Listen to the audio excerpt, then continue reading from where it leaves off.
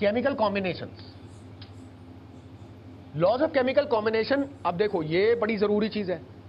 जब मैटर एक दूसरे के साथ कंबाइन करेगा, जब मैटर एक दूसरे के साथ रिएक्ट करेगा। अब मिक्सचर से हमारा इतना लेना देना नहीं है, हमारा ज्यादा लेना देना कंपाउंड से है, क्योंकि अब हम लोग केमिकल कॉम्बिनेशन पे आ रहे हैं। केमिकल कॉम्बिनेशन मतलब अगर जिन एलिमेंट्स की मैंने बात की थी वो आपस में कंबाइन करें और कंबाइन करके उनका कंपाउंड बने, तो ये किन लॉस के हिसाब से होगा? केमिकल कॉम्बिनेशन मतलब अगर जिन एलिमेंट्स की मैंने बात की थी वो आपस में कंबाइन करें और कंबाइन करके उनका कंपाउंड बने, तो ये किन लॉस के हिसाब से होगा? ये किस चीज के हिसाब से होगा?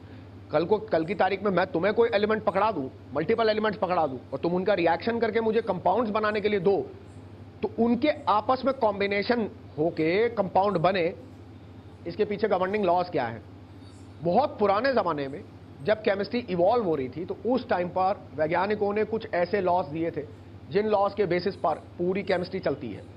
लॉज ऑफ केमिकल कॉम्बिनेशन बहुत जरूरी है, इंपॉर्टेंट है, इसको ध्यान से पढ़ना। इसके अंदर सबसे पहले एक ऐसा लॉ है जो हम लोगों ने यंगर क्लासेस में पढ़ा है, जिसे हम बोलेंगे law of conservation of mass, and the law can be very easily and simply stated as being the total mass involved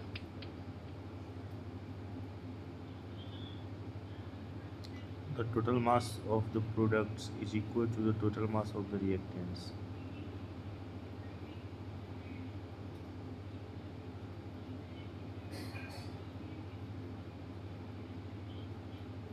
total mass involved in a chemical reaction always remains constant. कोई chemical reaction करोगे तो उस chemical reaction के अंदर जो total amount of mass involve होगा वो हमेशा कांस्टेंट रहेगा। कहने का मतलब यह है कि जब आप रिएक्टेंट लेते हो, जब आप प्रोडक्ट बनाते हो, उनकी बैलेंस केमिकल इक्वेशन होती है, उसमें टोटल मास निकालोगे रिएक्टेंट साइड में कितना है, टोटल मास निकालोगे प्रोडक्ट साइड में कितना है, और पता ये चलेगा कि रिएक्टेंट साइड का मास प्रोडक्ट साइड के मास के बराबर है। कहने का मतलब सिर्फ इतना है कि मास जो है वो डिस्ट्रॉय नहीं होता, मास क्रिएट नहीं होता, मास डिस्ट्रॉय नहीं होता। Law of conservation of mass को अगर हमें किसी दूसरे तरीके से बोलना पड़े तो दूसरे तरीके से बोल दो, matter can neither be created nor be destroyed, total mass remains constant, mass of reactants must be equal to mass of products. ये हमको मालूम है कि केमिकल रिएक्शन में जो मास इन्वॉल्व होता है वो मास जो है वो चेंज नहीं करता। एक एग्जाम्पल लेके इसको अगर देख लेते हैं तो वो बेटर रहेगा। इधर देखो एक बार और इसको समझने की कोशिश कर लेना। सपोजिंग मैं ऐसे बोल दूं, calcium carbonate reacts with sulphuric acid, CaSO4 plus H2O to form calcium sulfate and H2CO3 will give me water plus carbon dioxide। चलो इसी के बीच में सबसे पहले मास का टोटल मारना शुरू करते हैं। इधर बताओ कैल्शियम कार्बोनेट का मॉलिक्यूलर मास क्या होगा? 100 एटॉमिक मास यूनिट, जिसको छोटा u करके लिख सकते हो। और H2SO4 के लिए टोटल मॉलिक्यूलर मास कितना होगा? 98U। सल्फेट आयन इतना याद रखो, सल्फेट आयन 96 का होता है, सल्फर के 32 और 4 ऑक्सीजन के 16 4 जा 64, तो 64 और 32 कितना होता है? तो 96 प्लस 2 हाइड्रोजन की, तो 96 प्लस 2 मतलब 98 atomic mass unit, that will be the molecular mass of H2SO4। Calcium का कितना? 40, कार्बन कितना? 12, 6 एटॉमिक नंबर होता है उसका, 12 एटॉमिक मास लेके चलोगे। ऑक्सीजन का 16 मल्टीप्लाइड बाई 3 48। तो अब इसको टोटल करके देखो, 48 plus 12 plus 40, this will be a total of 100। तो टोटल मास कितना है यहाँ पर? 100 plus 98 will give you 198 atomic mass unit. और अगर मैं इस साइड पे आ जाऊं, अब प्रोडक्ट साइड पे, तो यहां पे टोटल मास निकालें। चलो आसान है, सल्फेट आयन पूरा मिला के 96 है। सल्फेट का मास याद रखो ना, सल्फेट का मास तुम्हें बहुत बार काम आएगा। सल्फेट का मास 96 है और कैल्शियम 40 है, तो 96 और 40 कितना होगा? 136। पानी का कितना होता है? ऑक्सीजन का 16 और हाइड्रोजन के 2, तो 16 प्लस 2 कितना हो गया? 18। और कार्बन डाइऑक्साइड का कितना होगा? 2 ऑक्सीजन का हो गया 32, 32 और कार्बन का हो गया 12, तो 32 और 12 कितना हुआ? 44। 44. वैसे तो इतना कैलकुलेट करने की भी जरूरत नहीं है, टोटल मास सेम ही रहता है। Find out what is 136 plus 18 plus 44। This will be a total of 198 198 U. atomic mass unit. तो वही है 198 atomic mass unit. Total amount of mass which is present in the reactant is same as the total amount of mass which is present in the product. Chemical reactions के अंदर law of conservation of mass हमेशा valid होता है। ये कोई ज़रूरी नहीं है कि उसमें सारे compounds ही involved हो, elements भी involved हो सकते हैं। जैसे कि H2 plus half O2 gives you H2O। अब देखो H2 का कितना हो गया, बोलो सर 2 एटॉमिक मास 2 यूनिट। एक हाइड्रोजन का 1 होता है, तो 2 हाइड्रोजन का कितना हो गया, 2 एटॉमिक मास यूनिट। अच्छा, half O2 is like calculating what is half into 2। Half into 2, ये हाफ मल्टीप्लाइड बाय 2, O2 का 2, तो हाफ इंटू 2 कितना होता है, दैट इज 1। तो एक O एटम का मास कितना होगा, 16 U. Atomic mass unit. 8 मत बोलना, 8 उसका एटॉमिक नंबर है, कंफ्यूजन नहीं होनी चाहिए। नाइट्रोजन का 7 एटॉमिक नंबर होता है, 14 एटॉमिक मास होता है। ऑक्सीजन का 8 एटॉमिक नंबर होता है, 16 एटॉमिक मास होता है। एटॉमिक मास और एटॉमिक नंबर के बीच में अगर कंफ्यूजन हो तो पीरियोडिक टेबल को जरूर रेफर करो। हमेशा पीरियोडिक टेबल की एक कॉपी अपनी किताब के अंदर डाल के रखो, उसको रेफर करते रहो, बार बार रेफर करोगे, एक टाइम के बाद उसको रेफर करने की आगे जरूरत नहीं पड़ेगी। ये जरूर करना, पीरियोडिक टेबल हमेशा अपने पास रखो।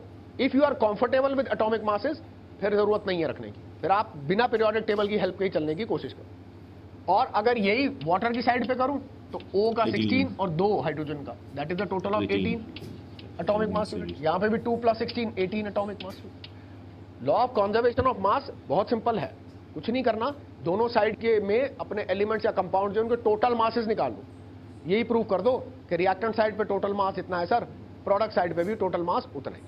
ये तो आसान है। तो हम लोग law of conservation of mass पर बहुत ज्यादा समय नहीं लगाते हुए आगे चल, let us come to Law of constant composition.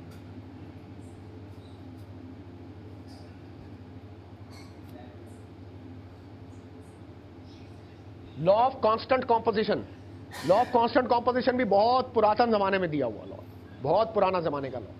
और वो कहता है elements always combine in a fixed ratio by mass to form stable compounds. इसको पहले लिख लेते हैं।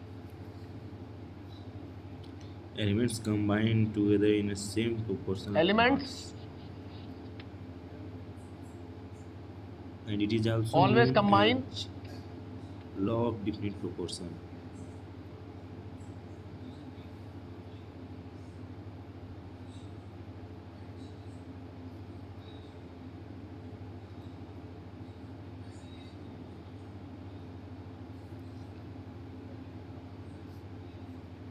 Elements always combine in a fixed ratio by mass. Always combine in a fixed ratio by mass to form stable compounds. इसी के साथ mention करो,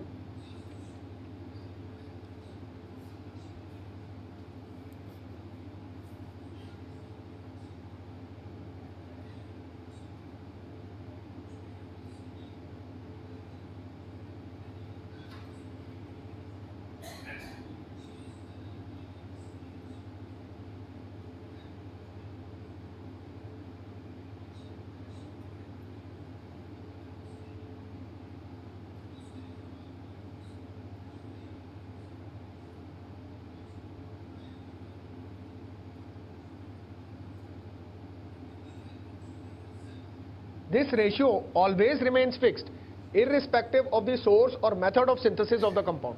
law के हिसाब से इस चीज की एनालिसिस डाल। Elements always combine in a fixed ratio by mass to form stable compounds. अगर मुझे कोई कंपाउंड बनाना है और वो कंपाउंड, जरूरी बात है सारे कंपाउंड एलिमेंट्स के ही कॉम्बिनेशन से बन रहे हैं, दो एलिमेंट्स आपस में जुड़ते हैं तो कंपाउंड बनता है।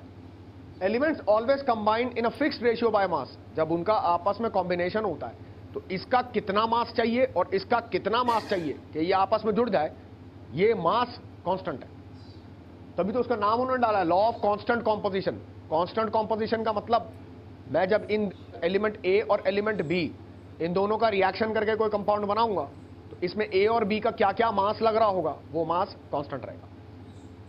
तो वो कहता है elements always combine in a fixed ratio by mass to form stable compounds, this ratio always remains fixed irrespective of the source. Irrespective of the source, source का मतलब कि आप उसको कहां से लाते हो।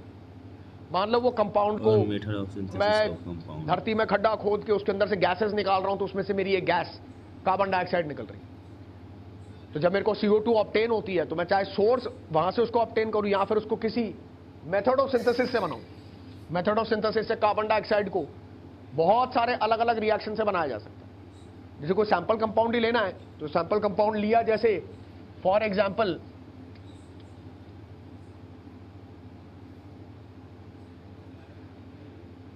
Consider carbon dioxide. तो कार्बन डाइऑक्साइड कंसीडर करने में सबसे पहले मान लो carbon lies in the form of graphite, reacts with free air to form carbon dioxide. इसको मान लो मैं ग्रेफाइट को कंबस्ट कर दूं कार्बन डाइऑक्साइड बनाने के लिए। मेथड ऑफ सिंथेसिस की ही बात है तो उसको और बड़े तरीकों से बनाया जा सकता है।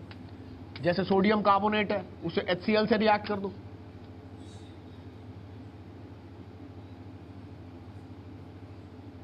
तो कार्बन डाइऑक्साइड इससे भी बन जाएगा, इससे भी बन जाएगा। ऐसा कुछ है तो किसी कंबस्टन रिएक्शन से बना लो, जैसे मीथेन हो गया।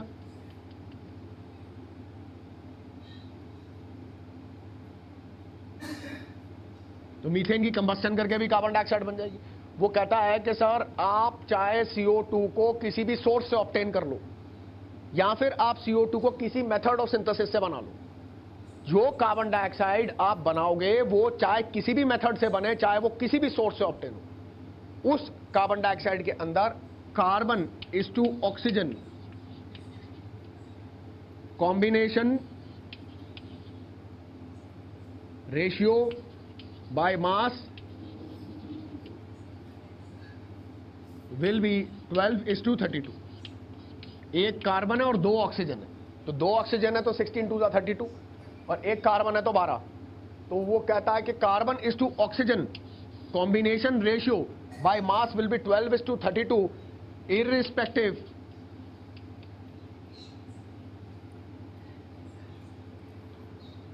of obtaining CO2 by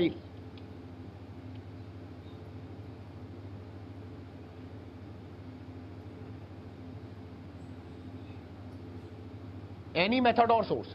चाहे किसी मेथड से बना लो, चाहे इस मेथड से बनाओ, इससे बनाओ, इससे बनाओ, या फिर किसी सोर्स से ऑब्टेन कर लो। कहीं नेचुरल सोर्सेज से कार्बन डाइऑक्साइड मिल जाती है, एटमॉस्फेयर में कार्बन डाइऑक्साइड होती है, वहां से ऑब्टेन कर लो। CO2 का सैंपल अगर आपने ऑब्टेन किया तो उसके अंदर carbon is to oxygen combination ratio by mass हमेशा 12:32 ही रहेगा।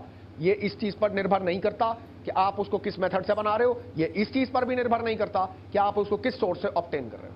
लॉ ऑफ कांस्टेंट कॉम्पोजिशन का नाम कांस्टेंट कॉम्पोजिशन इसलिए डाला हुआ है ताकि आपको इस बात का आभास दिलाया जा सके कि ये कंपाउंड को आप किसी सोर्स से या किसी मेथड से बनाओ तो उसके अंदर एलिमेंट्स का जो कॉम्बिनेशन रेशियो है वो एलिमेंट्स का कॉम्बिनेशन रेशियो निश्चित रूप से हमेशा फिक्स्ड रहता है।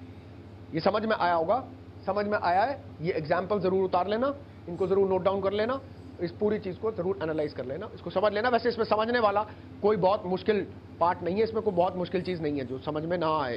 बेसिक फंडामेंटल लॉज है, लेकिन इनको ऊपर एक्स्ट्रा इम्पिटस दे करके इनको जरूर समझना, वरना आगे आने वाली केमिस्ट्री में प्रॉब्लम होती है।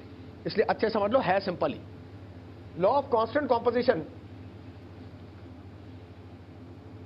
के आगे अगर हम इन्हीं लॉज ऑफ केमिकल कॉम्बिनेशन पे चलते जाएं तो बड़े इजी फंडामेंटल लॉज है। जैसे law of multiple proportion given by Dalton in 1804।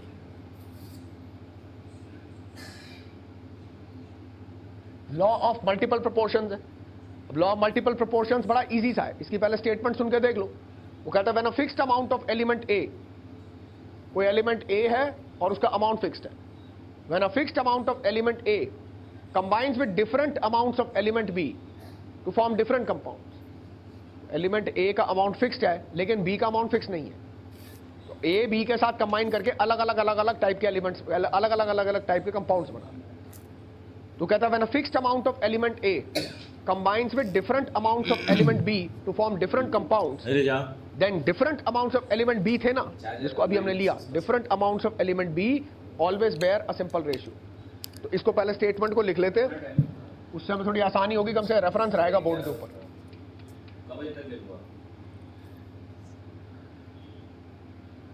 When a fixed amount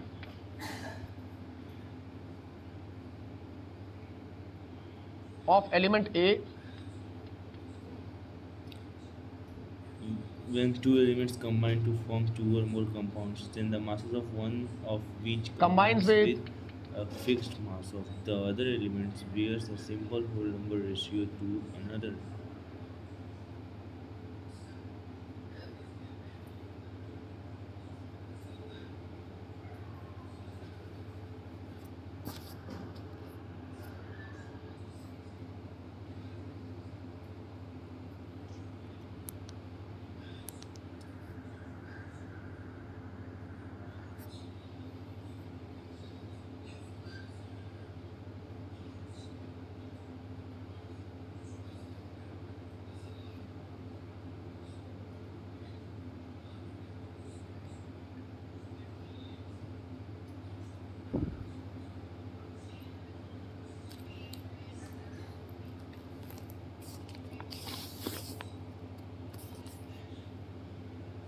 चलो इसको लिख तो दिया, तो कम से कम बोर्ड के ऊपर हमारे लिए रेफरेंस रहेगा, इसको नोट डाउन भी कर लेना. लॉ मुश्किल नहीं है, इसको पहली बारी में समझ लो.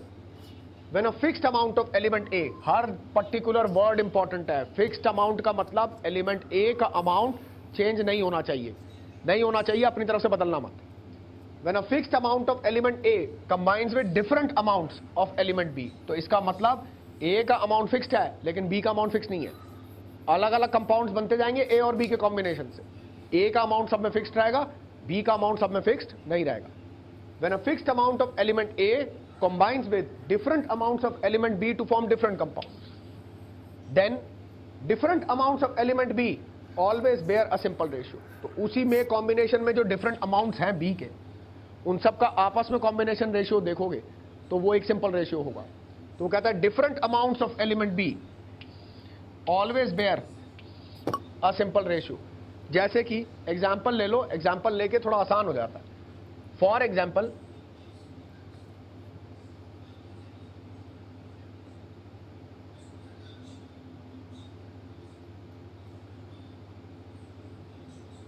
carbon combines with oxygen to form carbon monoxide, carbon combines with oxygen also to form carbon dioxide.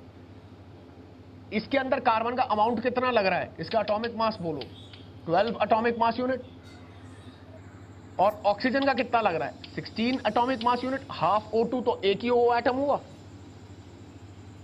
इसके अंदर भी 12 एटॉमिक मास यूनिट. तो एलिमेंट A का अमाउंट फिक्स्ड है, ये देख रहे हो, ये यहां पे मेंशन किया है fixed amount of element A. तो इसका मतलब एलिमेंट A का अमाउंट इसमें फिक्स्ड है. Different amounts of element B, ये B है, ये A हुआ, ये B हुआ. तो B के अंदर अमाउंट क्या है, एक O एटम का 16 एटॉमिक मास यूनिट, दो ऑक्सीजन एटम का 32 एटॉमिक मास यूनिट. तो वो कहता है then different amounts of element B always bear a simple ratio. तो खुद देखो, what is 16 is to 32. So 16 is to 32 is ratio of oxygens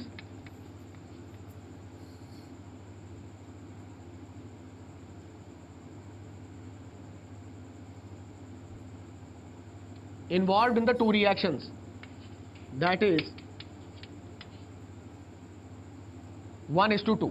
तो जब एलिमेंट A का अमाउंट फिक्स्ड हो तो एलिमेंट B के अमाउंट वेरी करे, वेरिएशन जो होता है वो हमेशा सिंपल रेशियो में होना चाहिए. और एग्जांपल लेके देख लो, जैसे N2 combines with half O2 to form N2O. N2 plus O2 can also form nitric oxide. N2 plus 3/2 O2 gives you N2O3. N2 plus 2O2 gives you N2O4, N2 plus 5/2 O2 give you N2O5. बहुत सारे oxides बना लिए, polyvalent multiple valencies exhibit करने वाला element है, बहुत सारे oxides बना सकता है, उसमें तो कोई प्रॉब्लम नहीं है। देखो अब तुम्हारे लिए शायद ओरल भी हो जाएगा, बहुत मुश्किल नहीं है। इसमें नाइट्रोजन का अमाउंट कितना है? 14 multiplied by 2, 28 atomic mass unit. 14 नहीं बोलना, 28। 7 एटॉमिक नंबर होता है नाइट्रोजन का, 14 एटॉमिक मास होता है, तो N2 का कितना हो गया? 14 2 28। इसमें 28, इसमें कितना? 28, इसमें भी 28, इसमें भी 28, इसमें भी 28। तो हमारी पांचों एक्सपेरिमेंट्स में नाइट्रोजन का अमाउंट फिक्स्ड है। उसी से ही तो वो शुरू करता है ना, fixed amount of element A. तो एलिमेंट ए ये है, ये एलिमेंट बी है, तो एलिमेंट ए का अमाउंट इन सारे रिएक्शंस में फिक्स्ड है। इसमें ऑक्सीजन का अमाउंट कितना हो गया? 16। इसके अंदर कितना हो गया? 32। 3/2 O2 मतलब 3 O एटम्स, मास कितना हो गया? 48। इसमें 2 O2 मतलब 64, और इसमें 5 O एटम या 5/2 O2 मतलब 80। So what will be 16 is to 32 is to 48 is to 64 is to 80 according to the 5 experiments which we have shown there. ये तो सिंपल रेशियो में ही आ रहे हैं, तो ये जो रेशियो होगा, ये रेशियो क्या होगा? 1:2:3:4:5। तो law of multiple proportions, multiple देखो वर्ड का मतलब भी समझ में आता। कोई कहता कांस्टेंट कॉम्पोजिशन, कोई कहता मल्टीपल प्रोपोर्शन, तो सिर्फ इनके नाम से भी हमें इस लॉ का आइडिया लग जाता है कि लॉ क्या है। तो लॉ ऑफ मल्टीपल प्रोपोर्शंस का मतलब एलिमेंट ए का अमाउंट रहे फिक्स्ड, बी का अमाउंट ना रहे फिक्स्ड। तो बी का अमाउंट वेरिएबल है, ए का अमाउंट अगर फिक्स्ड है और बी का अमाउंट वेरिएबल है, तो जो बी के वेरिएबल अमाउंट्स हैं वो सारे सिंपल रेशियो बेयर करते हैं। इसे लॉ ऑफ मल्टीपल प्रोपोर्शंस बोलते हैं। इसके अलावा जो हमारा नेक्स्ट लॉ है उसे हम लोग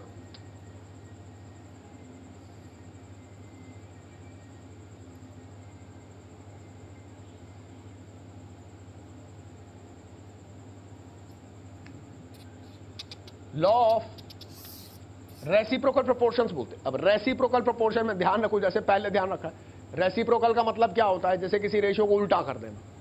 तो जरूरी बात है यहां पे भी हम कुछ ना कुछ तो उल्टा करेंगे, तभी तो हमको रेसिप्रोकल प्रोपोर्शनैलिटी मिलेगी।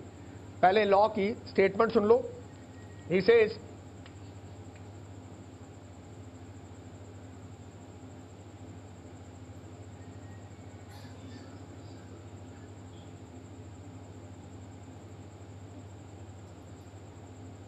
ये तो लॉ बढ़िया हो गया। इसकी पहली स्टार्टिंग स्टेटमेंट तो बिल्कुल लॉ ऑफ मल्टीपल प्रोपोर्शंस के जैसी ही है। वो कहता है when a fixed amount of element A, ऐसे ही पहले भी तो बोला था, तो याद करने में भी आसानी है। When a fixed amount of element A combines with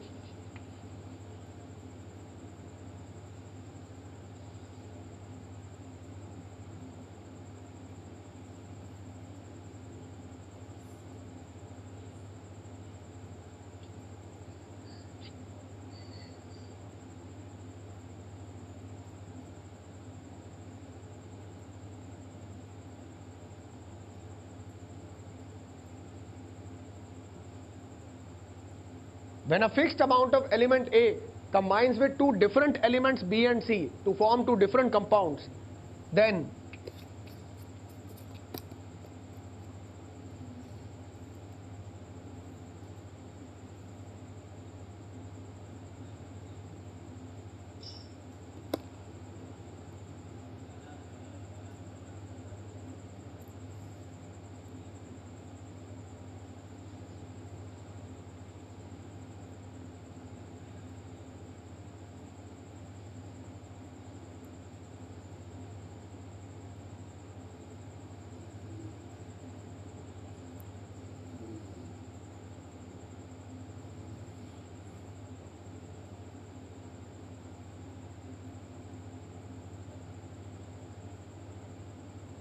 statement थोड़ी लंबी है लेकिन लॉ मुश्किल नहीं है। एग्जाम्पल के साथ दूंगा तो ये लॉ आसान हो जाएगा। वैसे पढ़ने में देखो, समझने की कोशिश तो करो, कोई प्रॉब्लम नहीं है। स्टेटमेंट में कई बार थोड़ी सी तकलीफ होती है, हम उसको एग्जाम्पल में डाल देंगे, वो साफ हो जाएगा। बिल्कुल देखो, when a fixed amount of element A तो ये तो पहले जैसा ही है। मेरा fixed amount of element A का मतलब ए का अमाउंट ऑफ वेरी नहीं करना, ए का अमाउंट फिक्स्ड है। When a fixed amount of element A combines with two different elements B and C, अब पहले क्या था कि B के ही अलग अलग अमाउंट थे, अब की बार नहीं है, अब की बार B और C दो अलग अलग elements, combines with two different elements B and C to form two different compounds। अब दो अलग अलग कंपाउंड बन रहे हैं, एक A का B के साथ और एक A का C के साथ। Then if B and C combine, अब मान लो A पिक्चर में से हट जाए और B और C का आपस में कॉम्बिनेशन हो, if B and C combine they do so in the same proportion as A combined with B and A combined with C। जरूरी बात है, जब A B के साथ रिएक्ट कर रहा होगा तो A का B के साथ एक कॉम्बिनेशन रेशियो रहा होगा। साइंटिस्ट बोलते हैं अगर A C के साथ कंबाइन कर रहा होगा तो A का C के साथ भी एक कॉम्बिनेशन रेशियो रहा होगा। अगर मान लीजिए B का C के साथ कॉम्बिनेशन होता है तो वो उसी प्रोपोर्शन में होता है जिस प्रोपोर्शन में A B के साथ कंबाइन किया था और A C के साथ कंबाइन किया। कैसे उसको मैथमेटिकली डिवाइस कर रहे हैं, मैथमेटिकली डाल लेंगे तो बड़ा आसान सा हो जाएगा। एक बार देख लेना, ये स्टेटमेंट जब तक मैं उस तरफ लिखूंगा ये स्टेटमेंट आप कॉपी कर लो।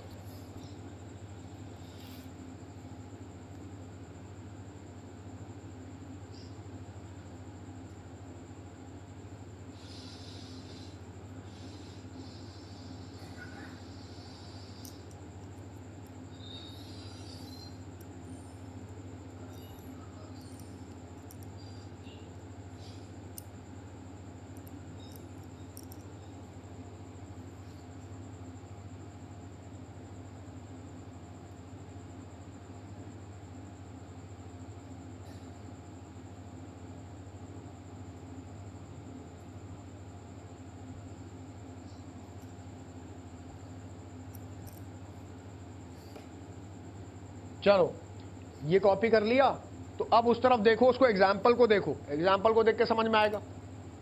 सपोजिंग मेरे पास सोडियम मेटल हो और मैं सोडियम का हाइड्रोजन के साथ कॉम्बिनेशन करवाऊं तो मुझे सोडियम हाइड्राइड मिलता है। अगर मेरे पास सोडियम मेटल हो और मैं उसका क्लोरीन के साथ कॉम्बिनेशन करवाऊं तो मुझे सोडियम क्लोराइड मिलता है।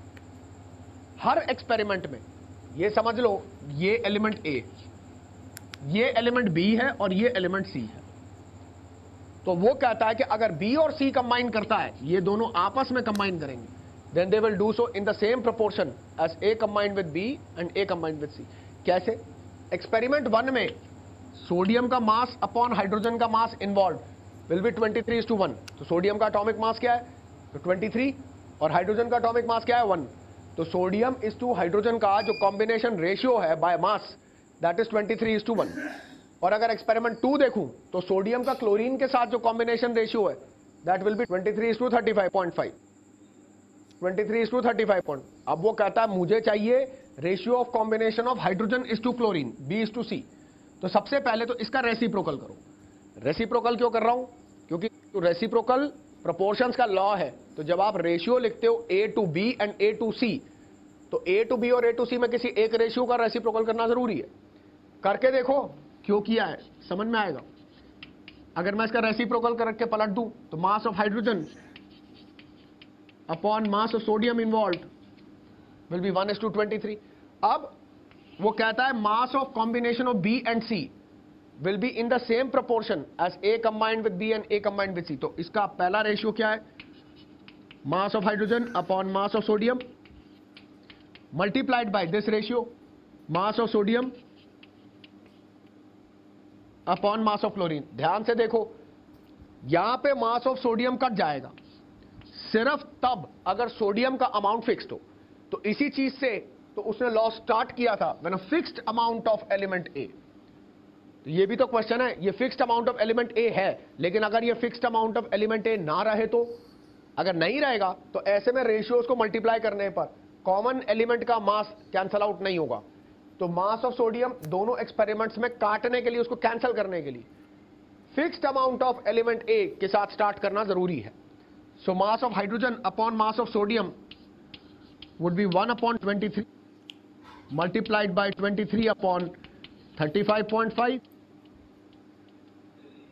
That is 1 divided by 35.5। इसका मतलब अगर हाइड्रोजन कल की तारीख में क्लोरीन के साथ कंबाइन करता है तो हाइड्रोजन का क्लोरीन के साथ जो कॉम्बिनेशन रेशियो आएगा वो 1:35.5 आएगा। इस लॉ को एग्जाम्पल के थ्रू अगर समझते हो तो हमारी जो केमिकल कॉम्बिनेशन के लॉ की फाउंडेशंस हैं वो और स्ट्रांगली बिल्डअप हो जाती हैं। वो बहुत जरूरी है, उस चीज की अंडरस्टैंडिंग बहुत जरूरी है कि जब आप एक रेशियो लिखते हो तो दोनों में आप रेशियो लिख रहे हो A/B, A/C, तो ऐसे दो रेशियोज में तो कॉमन एलिमेंट कटेगा नहीं, इसका मतलब किसी एक को तो आपको रेसिप्रोकल करना पड़ेगा। यही कारण है कि उसका नाम दिया हुआ है लॉ ऑफ रेसिप्रोकल प्रोपोर्शंस। यहां जो इसको रेसिप्रोकल करते हो, उस रेसिप्रोकल करने के चलते सिमिलर एलिमेंट के जो मासेस हैं वो अगर फिक्स्ड हैं तो वो कट जाते हैं, जिसको हम लोग लॉ ऑफ रेसिप्रोकल प्रोपोर्शंस बोलते हैं। लॉ ऑफ केमिकल कॉम्बिनेशंस में हमारे पास कुल मिलाकर के 4 लॉज प्रोपाउंडेड है, conservation of mass, constant composition, multiple proportions और रेसिप्रोकल प्रोपोर्शंस। वैसे इनके अलावा एक लॉ और है जिसको हम लोग गेलो-सैक्स लॉ ऑफ कंबाइनिंग वॉल्यूम्स बोलते हैं। गेलो-सैक्स लॉ ऑफ कंबाइनिंग वॉल्यूम्स भी हम इसके साथ ही लॉ ऑफ केमिकल कॉम्बिनेशंस में ही कर लेंगे।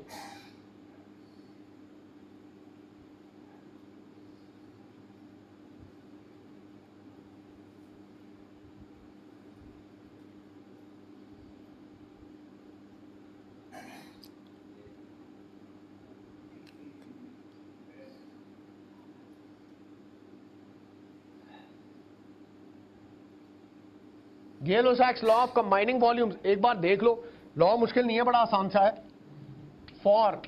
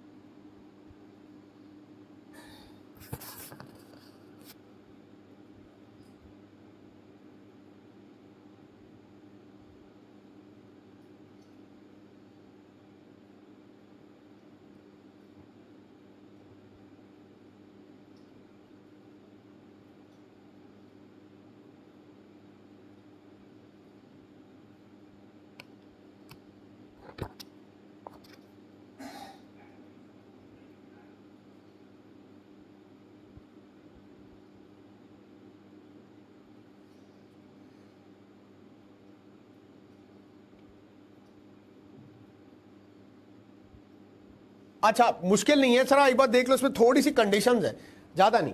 वो कहते हैं for a homogeneous gas phase reaction, ये जो लॉ है ये सिर्फ उन रिएक्शंस के लिए वैलिड है जिन रिएक्शंस के अंदर सारे reacting substances, product substances, gases. अब ऐसा मेरे पास रिएक्शन लेके मत आना जिसके अंदर कोई सॉलिड हो या कोई लिक्विड हो।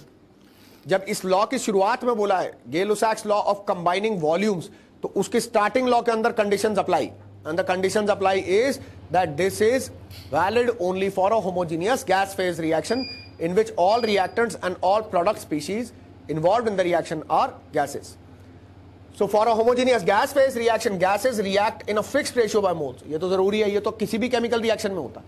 जैसे मैं लिख दूं N2 plus 3H2 gives me 2NH3। अब इसके आगे लिख दिया 1, तो मैं कोई भी, मेरे को बच्चा भी कोई आके बताएगा, और कोई कहेगा sir 1 mole of nitrogen reacts with 3 moles of hydrogen to give me 2 moles of ammonia. कि sir 1 mole nitrogen 3 mole hydrogen के साथ रिएक्ट करेगा सर, तो 2 मोल अमोनिया बनेगा।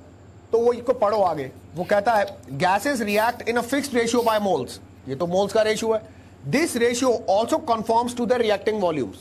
रिएक्टिंग वॉल्यूम्स का मतलब ये, अगर 1 मोल नाइट्रोजन 3 मोल हाइड्रोजन के साथ कंबाइन करके 2 मोल अमोनिया बनाता है, तो I will say 1 litre nitrogen 3 litre hydrogen के साथ कंबाइन करके 2 लीटर अमोनिया बनाएगा। इसको चाहे 1 मिलीलीटर नाइट्रोजन 3 मिलीलीटर हाइड्रोजन के साथ रिएक्ट करके 2 मिलीलीटर अमोनिया बना ले, 1 हेक्टालीटर 3 हेक्टालीटर के साथ कंबाइन करके 2 हेक्टालीटर अमोनिया बना ले। एक काम करो, उसको जनरल रिप्रेजेंटेशन में लिख दो 1 volume nitrogen combines with 3 volume hydrogen to give me 2 volumes of ammonia. कहने का मतलब सिर्फ इतना है, अगर उसका रेशियो ऑफ कॉम्बिनेशन है बाय मोल्स, तो वही ratio of combination ratio of combining volumes भी है। जिस रेशियो में स्पीशीज रिएक्ट कर रही है बाय मोल, उसी रेशियो में वो स्पीशीज रिएक्ट भी कर रही है बाय वॉल्यूम। शर्त सिर्फ एक है कि ये एक होमोजीनियस गैस रिएक्शन होना चाहिए जिसके अंदर गैसेस इन्वॉल्व। तो अगर गैसेस इन्वॉल्व हैं, तो जो उनका कंबाइनिंग रेशियो है बाय मोल्स, वही उनका कंबाइनिंग रेशियो भी है बाय वॉल्यूम। तो eventually this is very simple. तो हम जो कभी कोई केमिकल रिएक्शन भी करते हैं वो गैस फेज रिएक्शन है। आप तो मोल्स को लेकर के कैलकुलेशन करते हो या मोल्स को लेकर के डिक्टेशन देते हो कि सर इसका 1 मोल इसके 2 मोल से रिएक्ट करता है। बस अगर वो गैसेज हैं तो फिर उसका 1 लीटर उसके 2 लीटर से भी रिएक्ट करता है। Constant conditions of temperature and pressure हो, ये हम मान के चलते हैं कि इसमें टेम्परेचर प्रेशर कांस्टेंट है। Constant condition of temperature pressure हो तो मोल्स का जो रिएक्टिंग रेशियो होता है वही वॉल्यूम का रिएक्टिंग रेशियो भी होता है। Our overall discussion in this particular lecture conforms to all your laws of chemical combination and basics of matter, material particles and their constitution, matter in the form of compounds and elements and mixtures, and then consequently with the fundamental laws that govern chemistry and its applications. Thank you very much for your patient listening.